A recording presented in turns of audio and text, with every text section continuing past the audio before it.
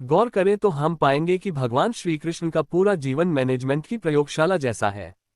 कुरुक्षेत्र में दो सेनाओं के बीच खड़े होकर भारी तनाव के समय उन्होंने अर्जुन को जो ज्ञान दिया वह दुनिया में श्रेष्ठतम है। गीता का जन्म हुआ युद्ध के मैदान में दो सेनाओं के बीच। जीवन की श्रेष्ठतम बातें भारी तनाव और दबाव में ही बाहर निकलती हैं। अगर आप दिमाग को शांत और मन को स्थिर रखने की कोशिश करें तो सबसे बुरी परिस्थितियों में भी अपने लिए कुछ बहुत बेहतरीन निकाल पाएंगे।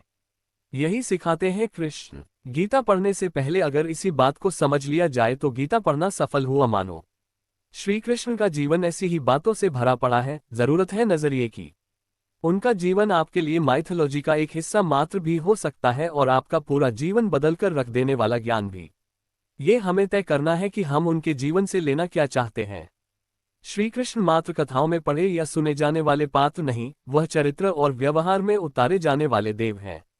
वो हमें सीख देते हैं कि कभी अगर आपको जीवन की स्थितियों पर रोना आए तो एक बार श्री कृष्ण की जीवनी पर नजर जरूर डाल लें। रोना बंद कर देंगे आप। श्री कृष्ण ने एक जेल में जन्म लिया था और जन्म लेने के तुरंत बाद ही उन्हें रात में ही उफनती यमुना पार कर गोकुल ले जाया गया। तीसरे दिन ही राक्षसनी पूतना उन्हें मारने आ पहुंची और यहां से जो संघर्ष का सिलसिला शुरू हुआ वह देह त्यागने तक बना रहा। भगवान श्री कृष्ण का जीवन कहता है, आप कोई भी हो संसार में आए हैं तो जब तक जीवन है आपको संघर्ष करना ही होगा। वे चाहे श्री कृष्ण हो या पुरुषोत्तम श्री राम, मानव अवतार लेकर परमात्मा भी सांसारिक चुनौतियों से बच नहीं पाए। लेकिन श्री कृष्ण ने कभी किसी बात की शिकायत नहीं की, हर परिस्थिति को जिया और जीता। श्री कृष्ण कहते हैं, परिस्थितियों से भागो मत, उसके सामने डटकर खड़े हो जाओ, क्योंकि कर्म करना ही मानव जीवन का पहला कर्तव्य है। हम कर्मों से ही मुश्किलों को जीत सकते हैं। श्री कृष्ण ने अपनी शिक्षा मध्य प्रदेश के उज्जैन में सांदीपनी ऋषि के आश्रम में रहकर पूरी की थी।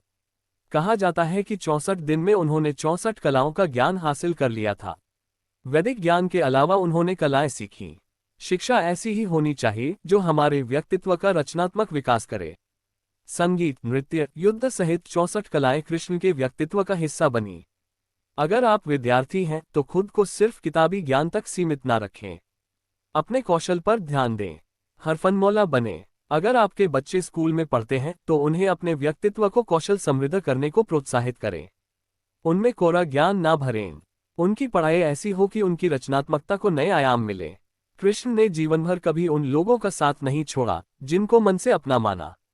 अर्जुन हो, सुदामा या फिर उद्धव, श्री कृष्ण ने जिसे अपना मान लिया उसका साथ जीवन भर दिया। रिश्तों के लिए उन्होंने कई लड़ाइयां लड़ी और रिश्तों से ही कई लड़ाइयां जीती। उनके जीवन का सीधा संदेश है, सांसारिक इंसान की सबसे बड़ी धरोहर रिश्ते ही हैं। अगर किसी के पास रिश्तों की थाती नहीं तो वह इंसान संसार में अच्छा जीवन नहीं जी सकता। इसलिए रिश्तों को दिल से जिए और उन्हें प्रेम से भरपूर बनाए रखें। श्री कृष्ण ने महाभारत का युद्ध होने से पहले शांति के लिए पांडवों और कौरवों के बीच मध्यस्थता की। हालांकि दोनों ही पक्ष युद्ध लड़ने के लिए आतुर थे, लेकिन श्री कृष्ण ने हमेशा चाहा कि कैसे भी युद्ध टल जाए। सबक यही है कि झगड़ों से कभी समस्याओं का समाधान नहीं होता। शांति के मार्ग पर चलकर ही हम समाज का रचनात्मक विकास कर सकते हैं। श्री कृष्ण ने समाज के लिए और मन के लिए शांति को ही सर्वोपरि कहा। उन्होंने समझाया कि कोई भी परेशानी तब तक मिट नहीं सकती जब तक शांति ना हो। शांति से ही सुख मिल सकता है, वह चाहे वैयक्तिक हो या समाज की। शांति से ही उन्नति संभव है। महाभारत की कहानी में जुए की घटना के बाद पांडवों को वनवास हो गया। तब श्री कृष्ण ने दूरदृष्टि दिखाते हुए अर्जुन को समझाया कि यह समय जाया करने के लिए नहीं बल्कि भविष्य के लिए तैयारी करने का है। उन्होंने सबको महादेव शिव, देवराज इंद्र और देवी दुर्गा की तपस्या करने के लिए कहा। श्री कृष्ण जानते थे कि दुर्योधन को कितना भी समझाया जाए वह पांडवों को कभी उनका राज्य नहीं लौटाएगा। तब अपना हक पाने के लिए शक्ति और सामर्थ्य की जरूरत होगी। कर्ण के कुंडल कवच पांडवों की जीत में आएंगे, ये भी वे जानते थे। उन्होंने हर चीज पर बहुत दूरगामी सोच रखी। कोई भी फैसला तात्कालिक आवेश में नहीं लिया, हर चीज के लिए आने वाली पीढ़ियों तक का सोचा। यही सोच राष्ट्र और समाज का निर्माण करती है। श्री कृष्ण को क्रोध दिलाने वाली, उन्हें अशांत करने वाली घटनाएं बार बार हुई। शिशुपाल पांडवों के राजसूय यज्ञ में कृष्ण को अपशब्द पर अपशब्द कहता रहा। छोटा भाई था लेकिन उसने मर्यादाएं तोड़ दी। पूरी सभा चकित थी, कुछ क्रोधित भी थे, लेकिन श्री कृष्ण शांत रहे, मुस्कुराते रहे।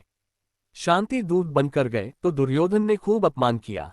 कृष्ण शांत रहे। अगर हमारा दिमाग स्थिर है, मन शांत है, तभी हम सही फैसले ले पाते हैं। आवेश में हमेशा हादसे ही होते हैं। विपरीत परिस्थितियों में भी कभी विचलित नहीं होने का गुण कृष्ण से बेहतर और कौन सिखा सकता है। अगर आपको अच्छा लगा कहानी तो चैनल को सब्सक्राइब करना ना भूले और कमेंट करके जय श्री कृष्णा जरूर लिखें।